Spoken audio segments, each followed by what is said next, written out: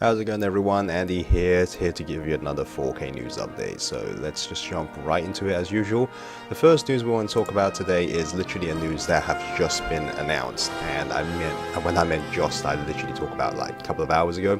So Monster Hunter Generations Ultimate, yeah, that's the actual title for it. So remember last year, Monster Hunter Generations in Japan have actually been released onto the Switch, and during that time there was a lot of Nintendo fans and just Monster Hunter fans in general being clamoring why the hell Capcom did not bring this over to the Switch, bring it over to the West at the very least.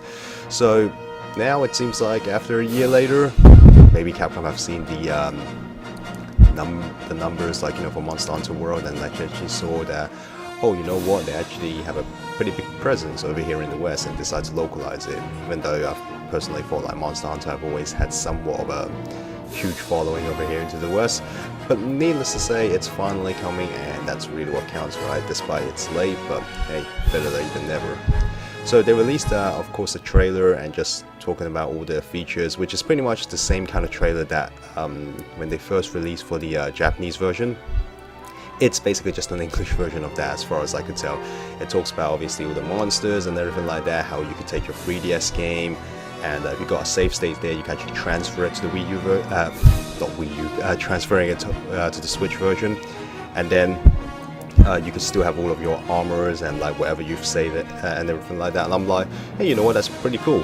And of course, it also involves crossplay, so you can actually play with 3DS owners. So let's say you bought it brand new for the Switch, and as soon as you hop online, you can see somebody playing from the 3DS version, which that to me is very good. That means as soon as you buy it, you could already expect that there is going to be a player base, it's already there, even though if it's just let's say if it doesn't, well, I do hope it sells very well, but let's say it didn't sell very well on the Switch, but at least that you still have the 3DS user base to play with, which that in itself is pretty cool, and which means that you pretty much could jump online instantly, and start either getting help from other people and that kind of stuff. Now, I'm not really the biggest Monster Hunter fanatic when it comes to the series. I've jumped on and off with some of the games.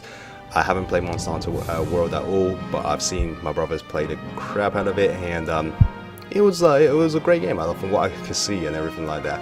And with this one, since I haven't played Generations myself, so I felt hey, you know what, maybe I'll buy it and play with a couple of friends, because I've got quite a few friends who are die-hard Monster Hunter fans to begin with. So it would be nice going on hunting with all of them as well, because they all have the 3DS versions, and I'm not sure if they're going to double dip, but hey, if they ain't, that's the beauty of the crossplay. It's like I said already, there's already a user base there.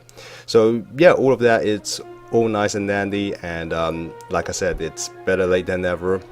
But I'm just kind of curious. It's hopefully if this game does sell well, if it end up selling really well, because I'm not too sure how some of the people will react to this after playing Monster Hunter World, because there is quite a bit of difference and a lot of changes that Monster Hunter World did. I'm not sure would people be willing to jump back onto this one. Again, I'm not really speaking from an expert. This is just things that I myself have noticed, but it'll be interesting to see how this one actually performs, because if it does, I would love to see, and of course a lot of Monster Hunter fans will love to see as well, it's the Switch getting its own dedicated Monster Hunter game.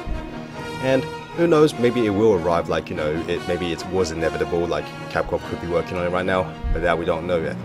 But yeah, that about wraps it up for Monster Hunter Worlds. Now, the other thing I really want to talk about, and this is news that I'm really excited for. Now, take it with a grain of salt, because this is something that came out of Reddit, so you know how it works. Anything that comes out of Reddit, usually it could be true or it could be absolutely bogus. But this has something to do with the data mining that has been found for Xenoblade Chronicle 2's the expansion, the story expansion. And apparently there were some leaks and everything about what the story DLC is actually about, and some of the new blades that it's in there and everything, and it goes into a bit more detail about it. I'll post the link in the description below so you guys can have a look at it. But guys, full warning right now, if you have never beaten the game yet, or you just don't like getting spoiled in any way, stop watching right now, because there is quite a bit of story details that they spoil in. So if you haven't beaten the game yet, or you just don't want to be spoiled, please do not continue watching, okay? So anyway, what this data mine have actually uncovered is that apparently the story content, instead of taking place after the game, it actually takes place before. So it's actually a prequel. It talks about the Aegis' war. So it's about, like, you know, obviously back then when you have Adam and everything, with Mithra and Bridget and all the other characters, and I believe Jin's going to be in there as well. That's where the story actually takes place. And as far as, like, you know, the Dataminers has uncovered is that the gameplay is actually more closer to the first Xenoblade Chronicles. So you're not going to have, like, so the gameplay is going to be somewhat different. Instead of being more like Xenoblade Chronicles 2's combat mechanic, it will be more geared to the first one, which in my opinion is actually pretty cool. Because, like, you don't control your blades and everything, you're still just a singular character. So I think you just play as, if you were to play as Mithra, you would literally just play as her with her own arts and that kind of stuff. So that's pretty cool. I'm interested to see, like, you know, the story about the Aegis' war, because if you finish the story, you'll notice that Mithra as well as Malos was not the only two Aegis. There was actually a third one, so maybe we can know who that third one is. And once again, if you've actually beaten the game and you've played Xenoblade Chronicles 1, you and I probably already know who it could possibly be. So again, I won't point out right now, but if you've beaten the game, you'll know who I'm talking about. And then the other thing that the Dataminers has uncovered as well is that apparently Shulk and Fiora is going to be in the game as unlockable blades. So, and one of the quotes apparently was found in the data mine is that one of Shulk's quote will be, "I'm really feeling it," which is, you know, why not? Because it's literally, like, you know, it's his most famous, like, you know, punchline, I guess you could say. So yeah, that about, like, you know, that's about all the things that, like, you know, the Dataminers has uncovered. So again, yeah, most of it is like important story details and everything, but if this turns out to be true, if this is really what the season pass is about, I can't wait to get my hands on it. I've already blown well over 400 hours into Xenoblade Chronicles 2, loved every bit of it. Like, the last time I played it, I just unlocked I'm not sure if it's pronounced Talos or Talos. It's basically, like, you know, Cosmos' rival. So I've unlocked her, and yeah, I can't wait to, like, you know, put more hours into this. This story content looks great, and having Shulk and Fiora, if it's true, I would absolutely love it.